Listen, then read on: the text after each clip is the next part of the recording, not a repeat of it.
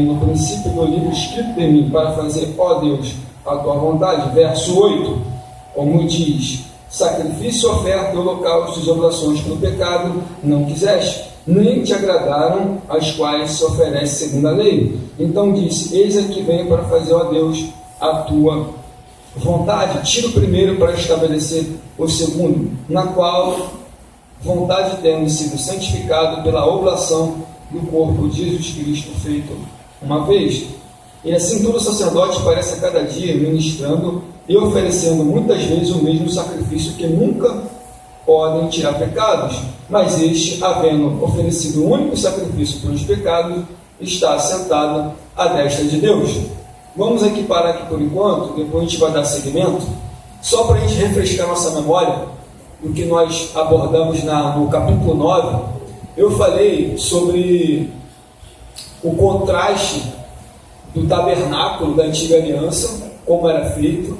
Eu trouxe até um livro com figuras para mostrar para meus irmãos como era o Antigo Testamento, no sentido do culto a Deus, a prestação de culto ao Senhor, o sacerdote levítico, a roupagem do sacerdote, do sumo sacerdote. E eu havia explicado esse contraste do culto, como era feito no passado, os ofícios, os trabalhos dos sacerdotes e do sumo sacerdote dentro do tabernáculo. Eu já havia explicado, já havia falado sobre o sumo sacerdote, que é Cristo Jesus, e que ele penetrou nos céus, onde é o verdadeiro tabernáculo, que é o céu, aonde ele está assentado à destra de Deus, e é de lá que ele intercede por nós. Então eu já expliquei que o Senhor Jesus é o nosso sumo sacerdote, tá bom? Então não precisamos mais de mediadores para ter acesso a Deus. Nós já temos acesso a Deus por intermédio do Senhor Jesus Cristo. Agora, quando olhamos aqui para o capítulo 10, o autor está dizendo o seguinte aqui: porque tendo a lei a sombra dos bens futuros, e não imagem exata das coisas. O que ele quer dizer com isso? Bens futuros. Eu já tinha mostrado as figuras, os elementos do tabernáculo, as mobílias, que seria o altar do holocausto, a mesa dos pães ázimos, o altar do incenso, o candelabro, a arca da aliança, a pia de bronze. Então, todos esses elementos eram só sombras que estavam apontando para o futuro. E o futuro seria quem? A pessoa de Jesus. Então, tudo que estava no passado, o culto levítico, as mobílias, a oferta, todo o trabalho que era feito, tudo aquilo apontava para quem? Para a pessoa de Jesus. Por isso que o autor aqui no versículo 1, eu até botei aqui, os sacrifícios do Antigo Testamento, do versículo 1 até o 3, diz aqui que nunca pelos mesmos sacrifícios que continuamente se oferecem cada ano, podem aperfeiçoar. Como funcionava? Você lembra que eu expliquei no Levítico capítulo 16? Levítico capítulo 16, quando o sumo sacerdote ele oferecia um novilho por si e pelo sacerdote, uma expiação por ele e para os sacerdotes, para poder entrar no lugar santo dos santos, porque ele não poderia entrar no lugar do santo dos santos sem sangue. Ele precisava fazer uma cobertura, fazer uma expiação, e aí ele fazia a expiação ali sobre a tampa do propiciatório, como já havia explicado na tampa ali da arca da aliança, a tampa do propiciatório. Ele fazia a expiação por ele. Ele também fazia expiação pelas pessoas, que eram 2 bodes. Eu já havia explicado que um era morto e o outro era conduzido para o deserto.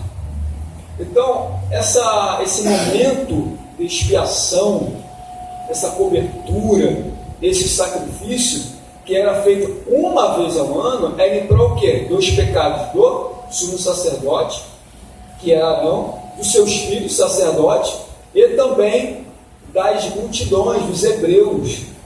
Isso era feito uma vez ao ano. Mas se você olhar aí no versículo 1, esse sacrifício que era feito uma vez ao ano, que era para justamente perdoar pecados, você vê aqui, nunca pelos mesmos sacrifícios, continuamente, estou vendo no versículo 1, se oferece a cada ano, como eu expliquei, que era uma vez ao ano.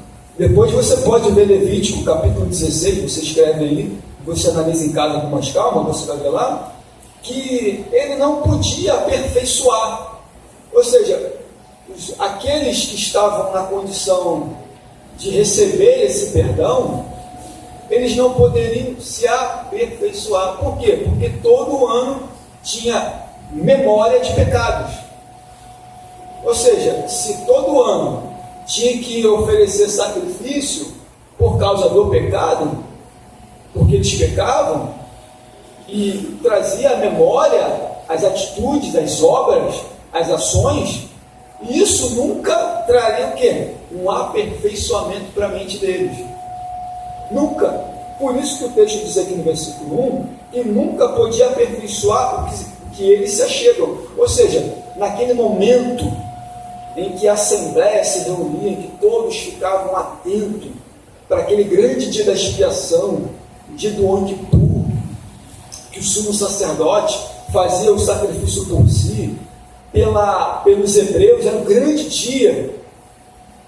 Todos ficavam atentos, ficavam na perspectiva de ter esse perdão, mas isso não trazia o quê? O aperfeiçoamento da consciência. Por que não trazia o aperfeiçoamento? Porque todo ano era lembrado. Então isso jamais iria aperfeiçoar alguém. No versículo 2, olha o que diz aí: de outra maneira teriam deixado de se oferecer. Ou seja, se esse sacrifício que eu havia explicado fosse suficiente para aperfeiçoar os ministros ou os ofertantes, jamais poderiam precisar.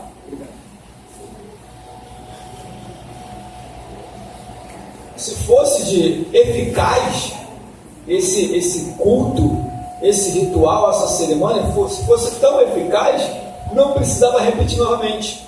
Por isso que o autor aqui diz, de outra maneira, teriam deixado de oferecer. Ou seja, então, o sumo sacerdote não teria necessidade de ficar matando bodes, oferecer sacrifício, porque se fosse suficiente, não havia mais necessidade. Mas como não era perfeito, não aperfeiçoava a mente dos hebreus, os próprios hebreus, então todo ano se fazia a mesma coisa. Continua no versículo 2. Porque purificados uma vez os ministrantes, nunca teriam a consciência de pecado. Ou seja, se aquele ato que o sumo sacerdote fazia, de pegar um novilho para fazer expiação por si, pelos sacerdotes, se aquele bode que ele pegava, degolava, pegava o sangue, e até entrava no lugar santo, no tabernáculo, depois ia para o lugar santíssimo, fazia a aspersão na tampa do propiciatório, ali na tampa, o sangue, para poder cobrir os pecados dos hebreus, para poder o quê? Apaziguar. Se isso fosse suficiente, não precisava fazer de novo. Mas o autor aqui aos Hebreus vai dizer o seguinte, que nunca, se de fato fosse, o efeito fosse eficaz, não precisava de se repetir. Por isso que ele diz aqui, se fosse eficaz, nunca precisaria de ter oferta. Mas, não só disso, mas também o quê? A consciência do pecado. Porque eu já havia explicado, se esse momento sublime, esse Yom Kippur, essa grande expiação, se fosse tão eficaz, não precisava de se oferecer nada, era uma única vez, e não teriam que consciência de erros, de pecados. Mas, como isso era feito todo ano, então, ou seja, a consciência lembrava do que fez, do que deixou de fazer, do erro. Então, esse sacrifício não era totalmente eficaz, era temporário, passageiro. O próprio autor aqui no versículo 1 diz o quê? Que eram sombras dos bens futuros. Tudo que era feito lá no Antigo Testamento, no tabernáculo, o culto levítico, era só sombras do que iria o quê? Apontando para a pessoa de Jesus. Versículo 3, estamos aqui falando sobre o sacrifício do Antigo Testamento. Porque é impossível que o sangue dos touros e dos bodes tire pecados. E aí o autor, mais uma vez, vai fazer menção do sangue de bichos, de animais. Por quê? Porque o sangue deles era que favorecia os hebreus de perdão. Mas o autor diz aqui que era impossível que o sangue de animais pudesse tirar pecados. O sangue de um animal. Então é impossível, como o autor diz aqui, que esse sangue ele pudesse tirar o pecado dos hebreus. Embora nós sabemos que o pecado ele está em nós, está aqui, nós herdamos de Adão, e esse pecado que nós herdamos de Adão, ele vai ser arrancado, não agora, mas no dia que nós formos arrebatados, ou o Senhor nos levar, esse pecado de Adão, ele vai ser arrancado de nós, e aí sim, quando estivermos no céu, não teremos pecado. Então, ou seja, aqui nessa terra ainda convivemos com o pecado que está em nós. Então o autor hebreu diz que é impossível. Continuando, no versículo 5, aí eu começo aqui a introduzir o sacrifício de Jesus. Se eu fiz um paralelo com o passado, com o que era feito lá atrás, com os rituais religiosos, com o derramamento de sangue de animal, e que não era tão eficaz, não tão poderoso, já no versículo 5, o autor ele vai usar, para dar base do que ele vai dizer, ele vai usar o quê? Os Salmos 40, versículo 6, versículo ao 8. Ele vai começar a falar o quê? Da pessoa de Jesus. Como é que ele vai desenvolver sobre o sacrifício na pessoa de Jesus? Aí ele vai começar a desenvolver sobre o que aconteceu de fato e que nos proporcionou tamanha grande remissão ou perdão de pecados. Vamos lá. Lê alguém, por favor, o versículo 4 aí do capítulo 10. Porque é impossível que o sangue dos outros de bodes tira o pecado. Versículo 5. Pelo que, entretanto, no mundo de sacrifício e oferta não te fizeste, mas o corpo me apresentaste. Vamos lá. Pelo que entrou no mundo, ou seja, está falando da pessoa de Jesus. Cristo entrou nesse mundo e diz: sacrifício e oferta não quiseste. Ou seja, para Deus, olha, sacrifício e oferta não te agradam a Deus, mas o Filho se colocou para resolver esse problema do pecado. Então, o Filho, Jesus Cristo, ele vai resolver esse problema que lá atrás não era eficaz, não era suficiente. Era o quê? Temporário. Então, como é que o Senhor Jesus ele vai entrar no mundo para fazer essa obra expiatória? Primeiro, precisava de um corpo. Jesus não poderia entrar nesse mundo glorificado, um corpo de glória. Não. Ele teria que entrar nesse mundo com um corpo igual ao nosso. Então, a primeira coisa que eu observo aqui sobre esse sacrifício que seria poderoso, eficaz, para nos redimir, primeiro, essa obra começa onde? Deus enviando Jesus Cristo. Primeiro que foi preparado um corpo para Jesus. Abra aí Evangelho de Lucas. Evangelho de Lucas, capítulo 1.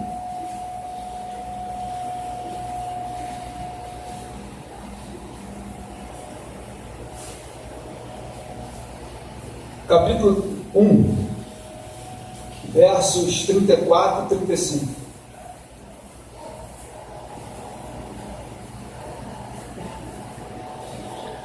Então disse Maria ao anjo: como será isto? Pois não tenho relação com homem algum. Respondeu-lhe o anjo: descerá sobre ti o Espírito Santo, e o poder do Altíssimo te envolverá com a sua sombra. Por isso também o Espírito Santo que há de nascer será chamado Filho de Deus. Aí, para que Jesus pudesse vir ao mundo, é necessário ele ser concebido por alguém, mas não concebido de forma sexualmente. Por quê? Porque se o Senhor Jesus viesse nesse mundo e fosse concebido de uma forma de um relacionamento, ele teria pecado. Por isso que a obra começa onde? Aqui, ó. Porque se ele viesse a esse mundo sendo de uma concepção sexual, ele teria pecado igual eu e você. Por isso que esse corpo que foi preparado, esse envio da parte de Deus para o Senhor Jesus ao mundo, começa aqui, ó. A obra começa aqui. E o Senhor Jesus não tinha o sangue de Maria, nem de José, porque se tivesse ele teria pecado. Então observamos que esse sacrifício começa onde? Uma preparação do corpo. Mas, se você olhar Apocalipse capítulo 13, versículo 8, abra lá rapidamente, 13, versículo 8.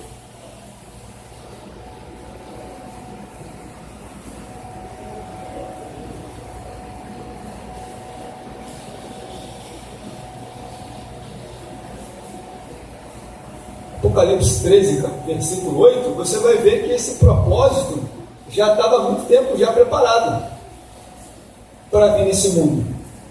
Mas, quem achou, por favor, ler? E adorá-lo-ão todos os que habitam sobre a terra, aqueles cujos nomes não foram escritos no livro da vida do Cordeiro, que foi morto desde a fundação do mundo. Desde a fundação do mundo já estava preparado. Sendo que em Gálatas capítulo 4 diz o quê?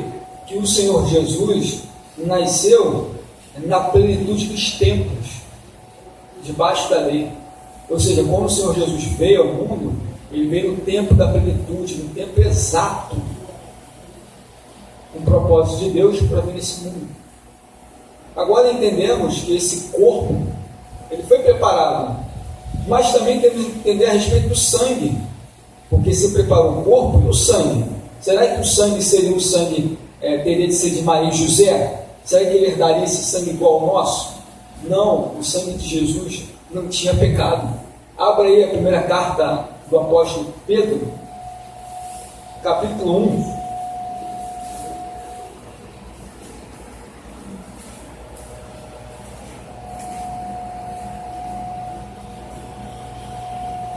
Capítulo 1, versículo 18.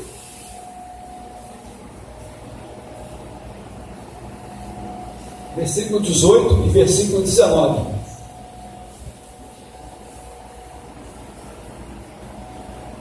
Quem achou, por favor, leia.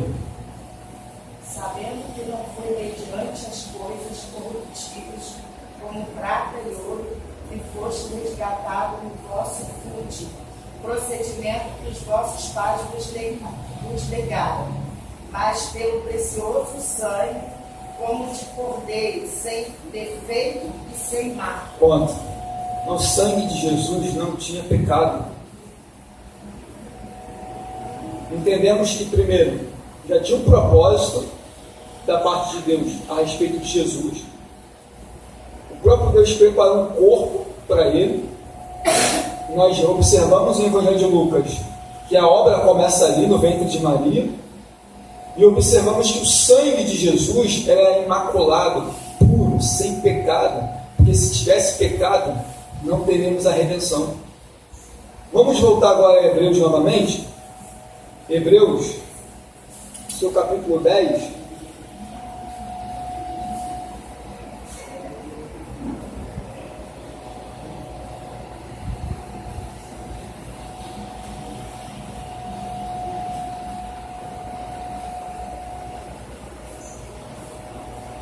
Hebreus capítulo 10, aí o autor vai continuar aqui relatando sobre esse Salmo 40. Diz assim: então disse, eis aqui, venho no princípio do livro escrito de mim, para fazer, ó Deus, a tua vontade. É como se o filho estivesse falando. Como acima diz, aí o autor vai recorrer mais uma vez ao que ele colocou: sacrifício, oferta, holocausto e oblações, ou seja, ofertas pelo pecado, não quiseste para Deus, mas que não te agradam, os quais se oferecem segundo a lei, o que já havia explicado. Os sacrifícios que eram feitos no Antigo Testamento eram oferecidos segundo a lei cerimonial, a lei religiosa. Então, esses sacrifícios, no final de tudo, não o agradaram. Mas, no versículo 9, ele diz: então disse, eis aqui venho para fazer, ó Deus, a tua vontade. Era como se o filho estivesse falando para Deus. Então, eis aqui, estou aqui. Tira o primeiro para estabelecer o segundo. Qual era o primeiro? É o que eu havia explicado. Tudo que era feito no Antigo Testamento era o primeiro. Então, para que o segundo pudesse ser feito, era necessário o primeiro sair de cena, acabar, para que o segundo entrasse em ação, ou seja, o sacrifício de Jesus Cristo, a sua obra expiatória na cruz pudesse ser o quê? Vamos dizer assim, substituída pelo primeiro, da antiga aliança, os sacrifícios, as ofertas. Por isso que lá em Romanos diz que o fim da lei é Cristo, ou seja, o fim dessas leis cerimoniais que eram feitas com o sumo sacerdote, com o sacerdote, acabou, não precisa mais. Ou seja, não precisa uma pessoa, se pecou, levar uma oferta em prol do seu pecado, para o quê? Para ser perdoado, acabou. O fim da lei é Cristo. Continuando, na qual temos sido santificados pela oblação, ou seja, pela oferta do corpo de Cristo, porque lá na cruz, Cristo se ofereceu por nós, como sacrifício, seu corpo, lá pendurado na cruz, foi o quê? Foi um sacrifício feito por nós. E diz o texto aqui que foi o quê? Uma vez. Se no passado tinha que morrer todo ano um animal, os bodes, o sangue de novilho, todo ano, o autor vai dizer o seguinte: olha, esse aqui foi um. Ponto. Não haverá outro.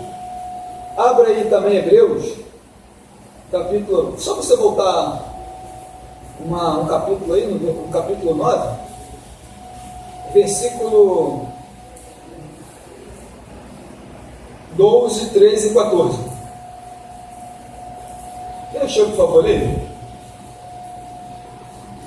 Não por meio de sangue de bodes e de bezerro, mas pelo seu próprio sangue, entrou no santo dos santos, uma vez que por todas tendo obtido eterna redenção.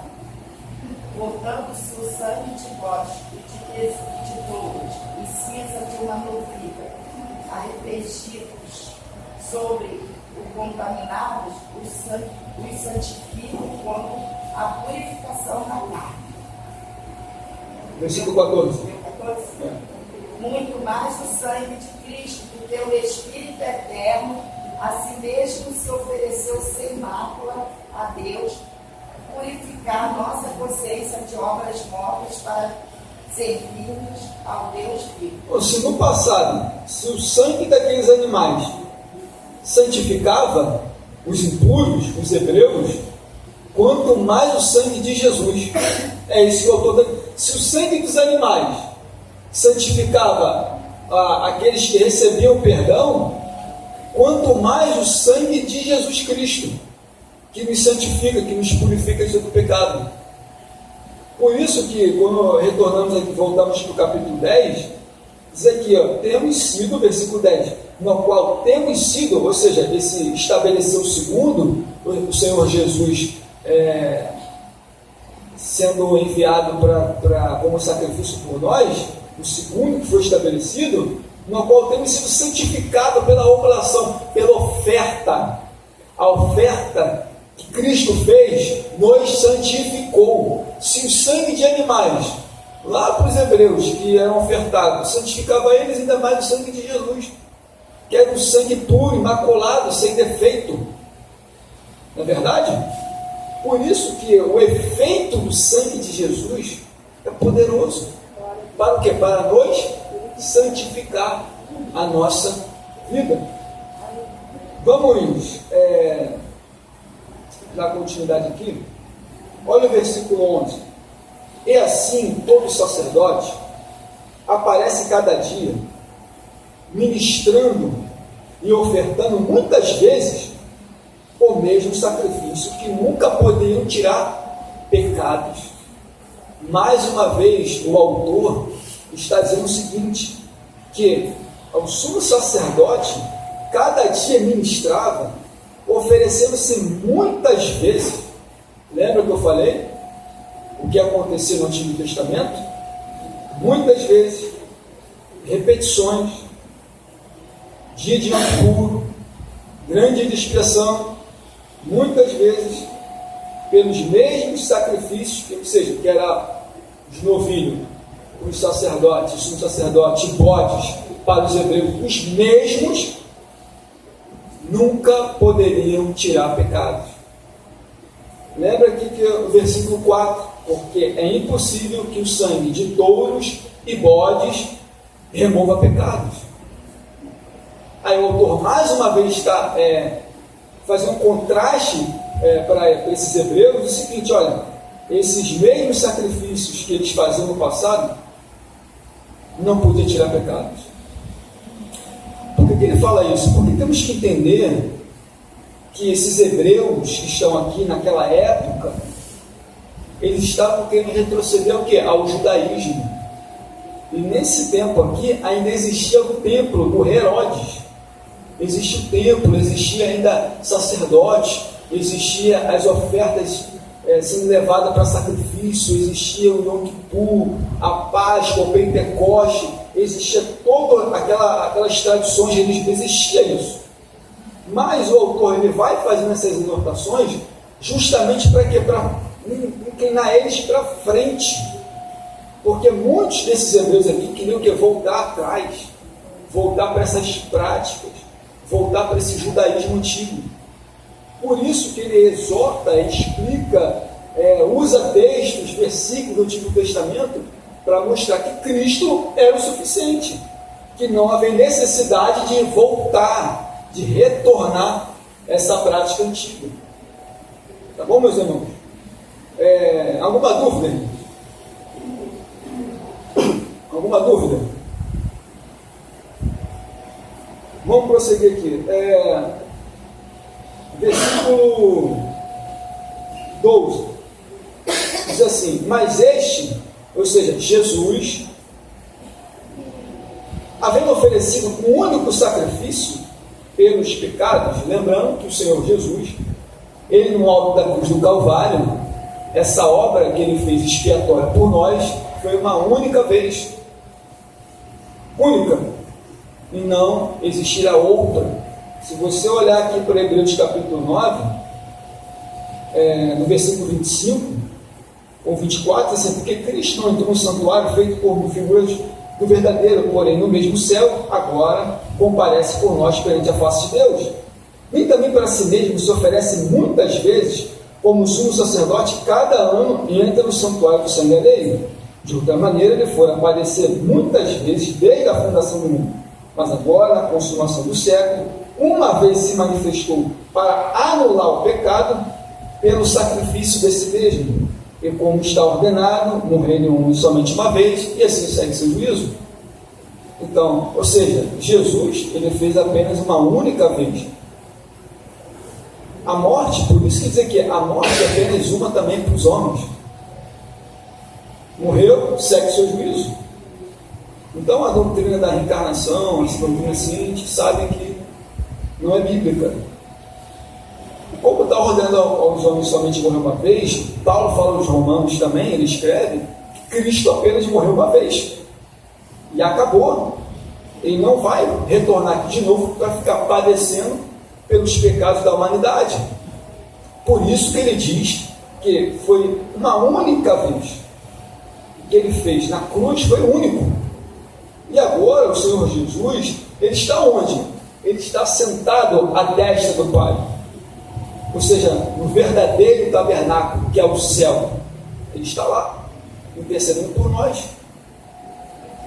Por cada crente que se aproxima dele, diz lá em Hebreus. E nós que se aproximamos de Cristo Jesus, de Deus, Cristo intercede por nós. Abra aí também em Hebreus, capítulo 1, versículo 3. Hebreus, capítulo 1, versículo 3.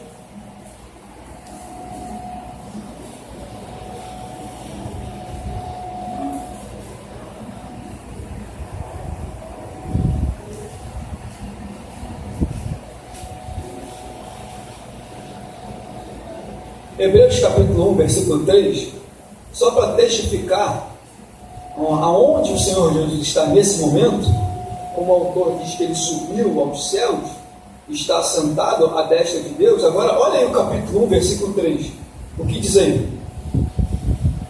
Alguém lê, por favor. Ele que é o esplendor da glória e a expressão exata do seu ser, sustentando todas as coisas pelas palavras do seu poder. Depois de ter feito a purificação dos pecados, assentou-se à direita da majestade nas alturas. Olha aí, ele fez o quê? A purificação dos pecados. Está sentado aonde? À destra, na majestade, das alturas. E diz mais que Jesus é a imagem do resplendor da glória de Deus. Ele é a imagem do Deus invisível. Quando, na época, quando o Senhor Jesus veio a esse mundo, ele é a imagem do Deus invisível. Tanto que ele fala, eu e o Pai somos um. Quem vê a mim vê o Pai. Então, o Senhor Jesus é a imagem, a expressão da glória. Ele é a imagem do Senhor Deus. Porque ele e o Pai são apenas um. Diz mais aqui, versículo 13. Daqui em diante, esperando que seus inimigos sejam postos nos cabelos dos seus pés, porque com uma só oblação, ou seja, uma só oferta, voltando ao sacrifício novamente, aperfeiçoou para sempre os santificados, ou seja, aqueles que aceitaram a Cristo na obra expiatória na cruz, eles foram santificados uma única vez. Se lá no Antigo Testamento era todo ano, era feito isso para ser santificados na obra expiatória de Cristo, na sua oferta, ela aperfeiçoou para sempre os que são santificados, que somos nós. Que somos nós.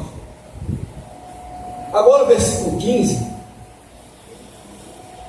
para dar continuidade aqui, que a gente já está, vai terminar aqui um pouquinho mais cedo, diz assim, versículo 15, e também o Espírito Santo testifica, porque depois de havendo dito isso, ou seja, eu havia explicado no capítulo 9 de Hebreus, aquelas pessoas que entraram na nova aliança, novo pacto, além de serem redimidas pelo sangue de Cristo Jesus, de receber as promessas da salvação, elas também teriam algo interessante, que está aqui, que o próprio Espírito Santo dá testemunho disso.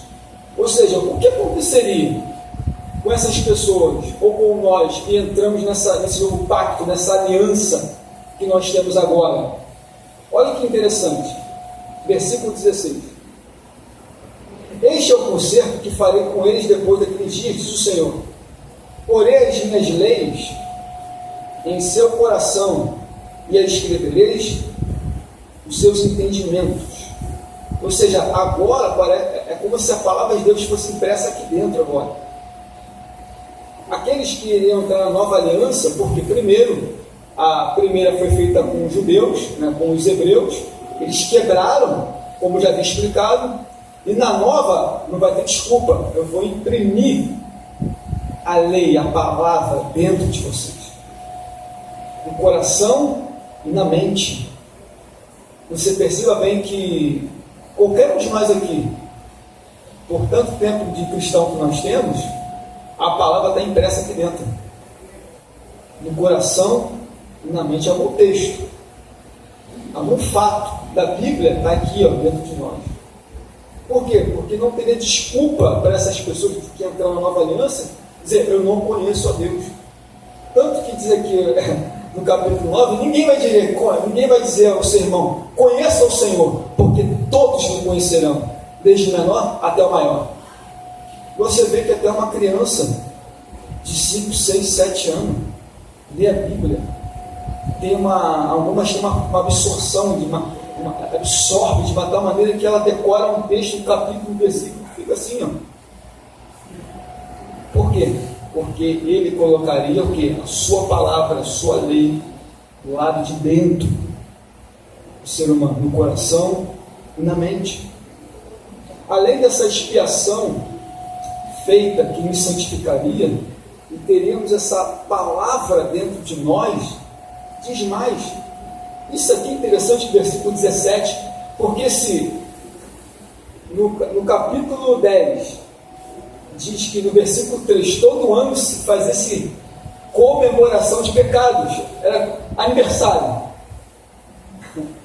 Todo ano, trazer memória, trazer lembrança, trazer o erro, a culpa. Lembrava, mas quem entra agora na nova aliança, diz aqui que Deus jamais lembrará dos seus pecados e das suas iniquidades. Porque se lá no Antigo Testamento fazia menção, memória todo ano, aquela culpa, aquele erro, a consciência acusa, então a pessoa nunca estava livre da consciência, do pecado. Mas agora, depois que aceita essa obra do Calvário, que aceitamos, fomos redimidos, santificados, temos a palavra impressa no nosso coração, as práticas antigas, Deus não se lembra mais. Acabou. Aquilo que nós praticarmos como uma velha criatura, já foi. Ficou para trás.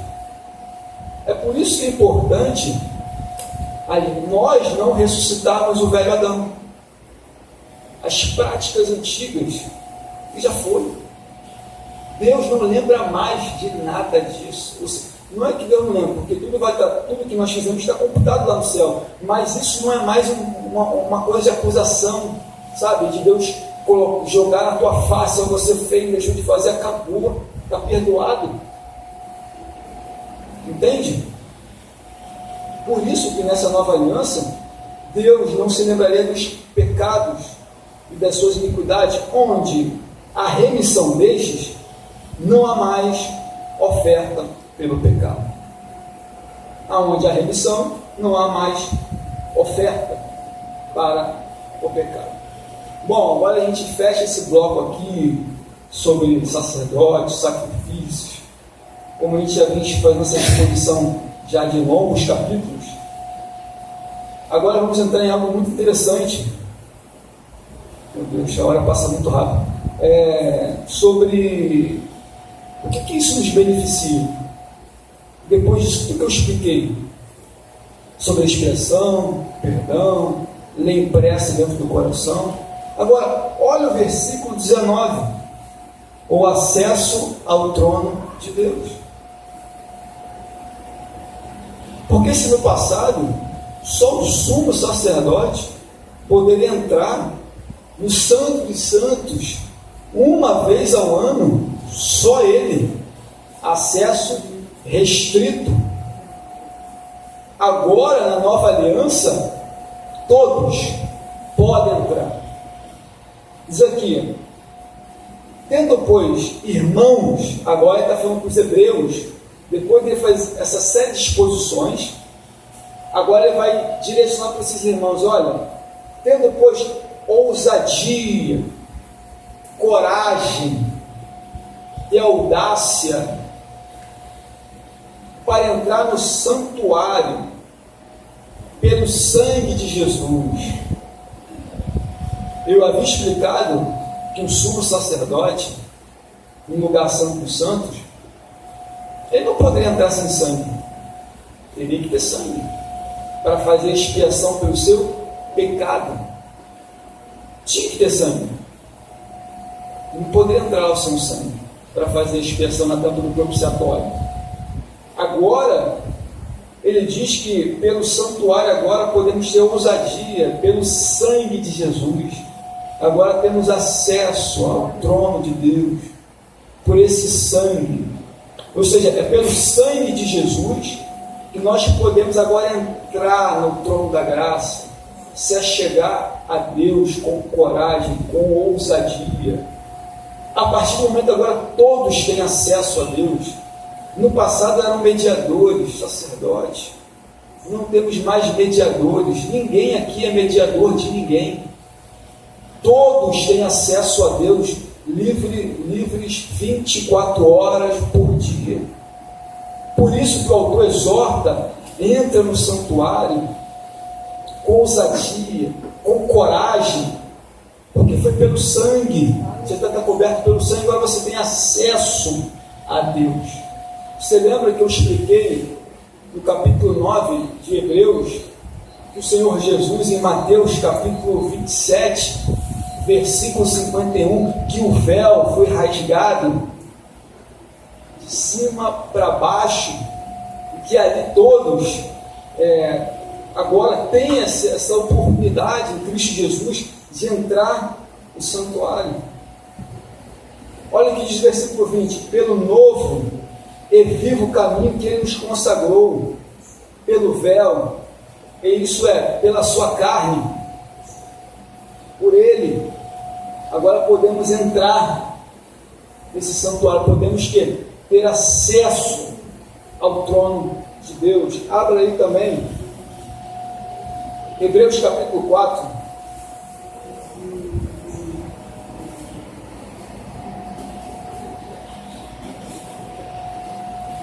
Versículo 16.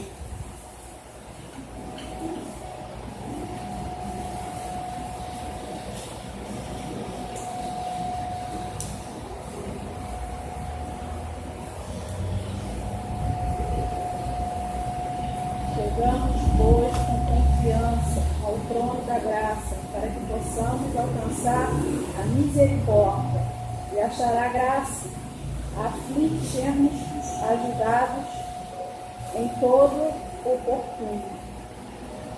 Cheguemos, pois, com confiança ao trono da graça. Lá nós podemos ter acesso a Deus, ao trono, pela fé. Todo cristão tem acesso a Deus. O véu foi rasgado, nós somos cobertos pelo sangue, temos acesso livre a Deus 24 horas por dia. Não precisamos de mediadores para termos acesso a Deus. Vamos voltar aqui a Hebreus capítulo 10.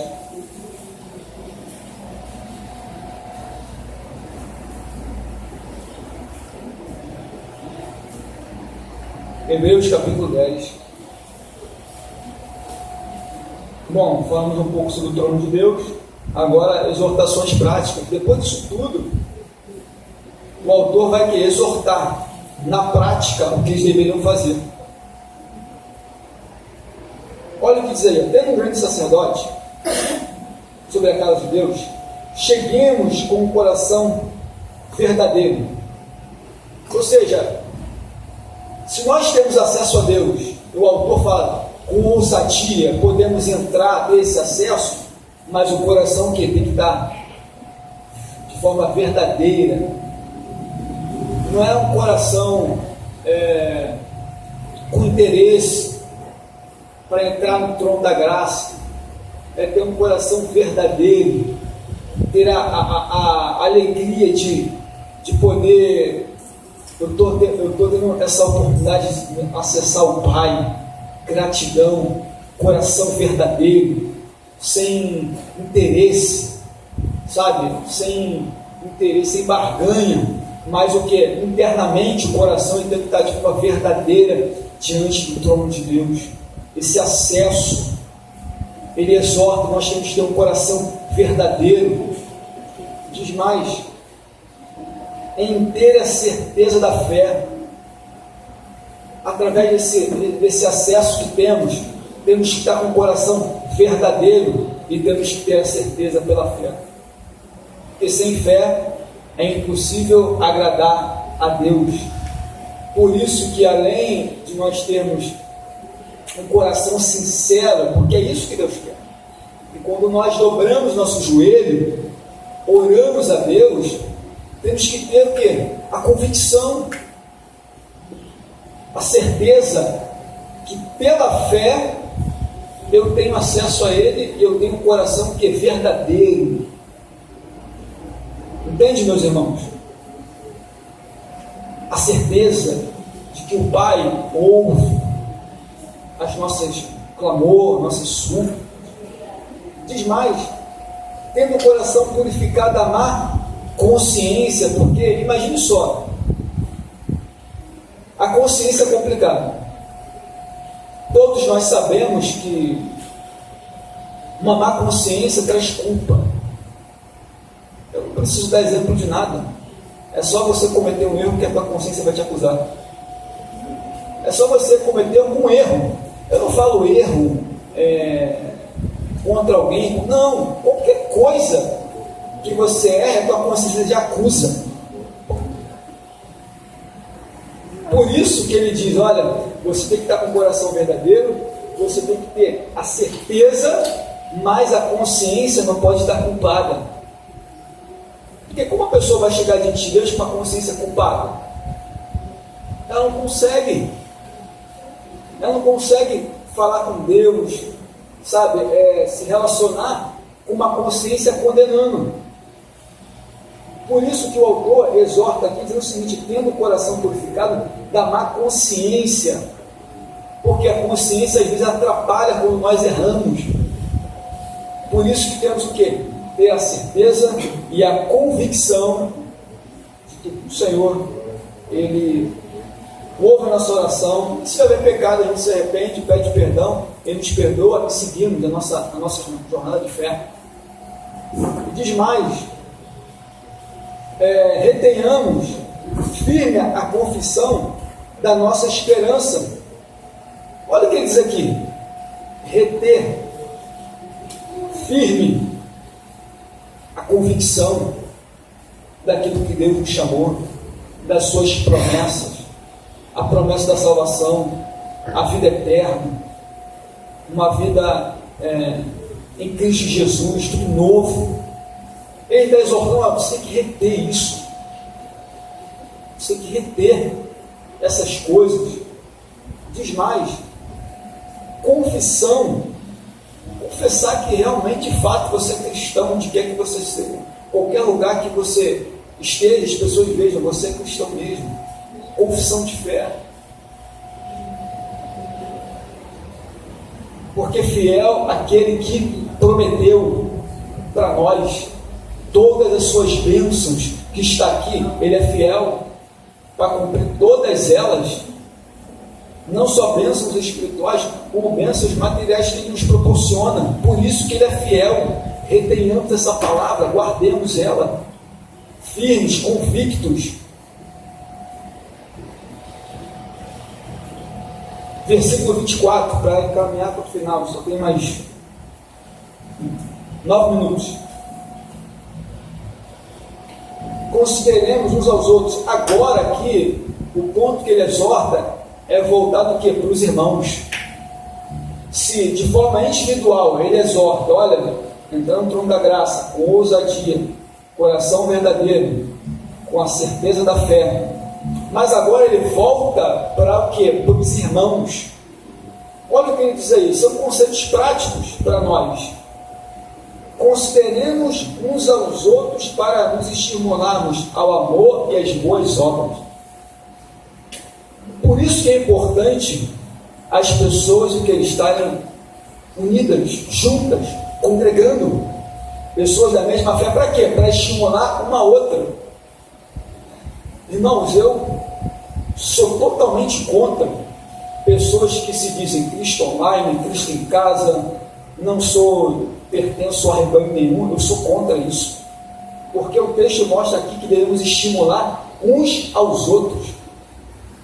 Dentro de casa ninguém vai me estimular a minha fé, a esperança.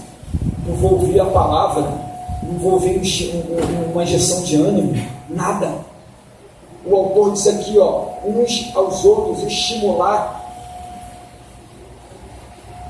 ao amor e às boas obras, ou seja, entre nós praticarmos as boas obras, o amor, de um para com o outro, para com o próximo, tudo isso como? Na congregação. Por isso que é importante nós estarmos congregando. Porque tem pessoas que infelizmente eu não congrego em mais lugar nenhum, eu sou Cristo em casa, mas quem vai estimular ela? Quem vai ajudá-la a praticar boas obras? Só ouvindo pela internet? Só ouvindo pelo YouTube? Pessoas precisam de pessoas. Por isso que o autor está mostrando aqui. Olha, vocês têm que estimular uns aos outros. Por quê? Porque na época a perseguição estava forte. Muitos crentes morreram. Então, como é que eles teriam coragem para praticar boas obras e estimular? Tem que estar junto mesmo. Tem que estar junto. E diz mais. Isso aqui é na época, tá, irmãos? Olha o que versículo 25, que é o que eu vou finalizar. Não deixando a nossa congregação. Isso aqui é uma exortação prática. Já na época já tinha gente deixando. Por algum motivo, eu não sei, mas eles estavam deixando aqui a congregação. E nós precisamos entender que os crentes em Cristo Jesus precisam congregar. Precisa. Mas já na época eles tinham costume já. Hoje eu não vou. Não, amanhã não vou naquela reunião não. Também não. Quando der eu vou. Não quero mais. Está aqui. Já era costume. Já de alguns, já deixar. Lembrando que naquela época não existia templos como hoje, que nós temos aqui. Não existia isso. Só foi existir templo no 4º século. Sabe como é que era a reunião? Era nas casas. Ou no próprio templo lá de Jerusalém. Era a maneira como eles se encontravam, se reunia para poder exortar uns aos outros, estimular. E nessa época aqui, com certeza, eles se reuniam em casa. Para justamente fazer o quê? Estimular um ao outro, praticar boas obras, o amor, a coragem, vai avante, permaneça na fé. Por isso que ele diz, não deixe na congregação, como é costume de alguns. O próprio Jesus falou para Pedro: Pedro, apacenta as minhas ovelhas. Como é que Pedro ia apacentar ovelhas se elas não estariam juntas no rebanho? Por isso que ele diz aqui, antes admoestando uns aos outros. Abra aí Atos dos Apóstolos, capítulo 2, versículo 42. Só para você ver como a igreja, após o dia de Pentecostes, como é que funcionava. Então a igreja já no passado, ela se organizava justamente para quê? Para estar em comunhão, tinha liderança, estavam juntos. Atos capítulo 2, versículo 42. Quem achou, por favor, leia.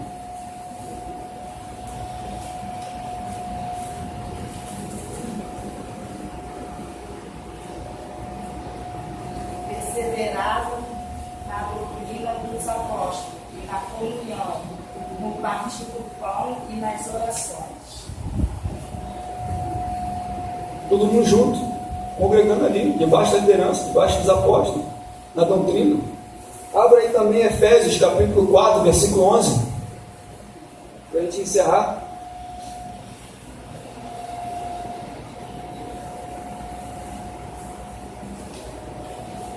E eles mesmos deu uns para apóstolos, outros para profetas, outros para evangelistas e outros para pastores e doutores. É isso? Agora o versículo 12. Querendo aperfeiçoamento dos santos, para que a obra do ministério para a edificação do corpo de Cristo. Entende a importância de nós congregarmos? Olha o que Paulo diz aqui aos Efésios. Ele mesmo, Deus, uns e outros, São cargos ministeriais. Para que isso? Porque Deus é organizado. E para organizar não somente o ministério, para a igreja, olha o que diz aqui, querendo o aperfeiçoamento dos santos. Qual o propósito do ministério? Que Deus deu uns e a outros. Para que? A resposta está aqui. O aperfeiçoamento. Não é ser santo, é ser aperfeiçoado. Esses ministérios que Deus colocou é justamente para aperfeiçoar os santos, a igreja. Por isso que eu exorto aqui na palavra para nós, para não deixarmos de congregar como é costume de alguns. Porque é o propósito aqui? Aperfeiçoar, edificar o corpo de Cristo. Aperfeiçoamento, edificação, até que todos chegamos à unidade do conhecimento da fé do Filho de Deus. Por isso que a importância, não do ministério, a importância de congregar, está aqui, irmãos. Infelizmente, esse movimento de desigrejado tem muitos. Mas se você olhar na Bíblia aqui, você vê que é importante estarmos congregando. Então, isso é uma exortação prática para nós cristãos, os irmãos da época, para que não venhamos fazer como é costume de alguns. Amém, irmãos? Ficou alguma dúvida?